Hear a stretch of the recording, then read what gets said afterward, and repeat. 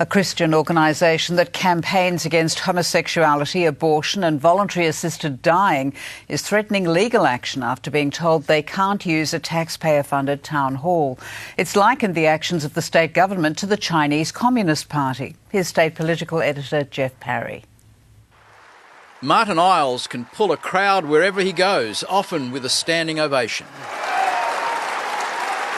We are called to be soldiers for a fight for which the victory is assured.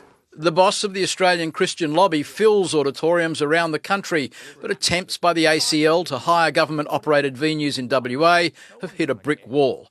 Martyn Iles says it's solely because they are Christians.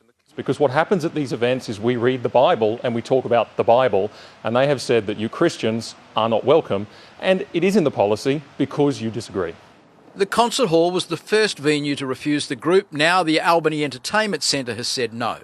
Both are operated by the Perth Theatre Trust, whose policy states hire shall be refused if the keynote speaker holds views that seek to create or increase animosity towards a particular group, or where the content does not represent the views of the West Australian government. I certainly think that if you were in China and you disagreed with the government, they might come after you or they might cancel you, but it's not the sort of thing I would have expected in Western Australia. The City of Albany tips $400,000 into the entertainment centre upkeep and can't understand why the government would turn away a paying customer. I don't think it's fair and reasonable that someone who is doing something that is entirely legal is prevented from doing so. Arts Minister David Templeman is uncertain how to respond and is taking legal advice. I would like to avoid being the minister who steps in all the time with regard to censorship matters.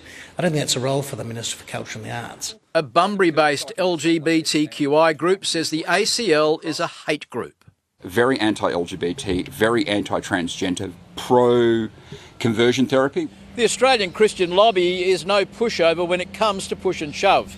It raised $2 million to fund a legal challenge by rugby player Israel Folau, who was sacked for comments he made about gays going to hell.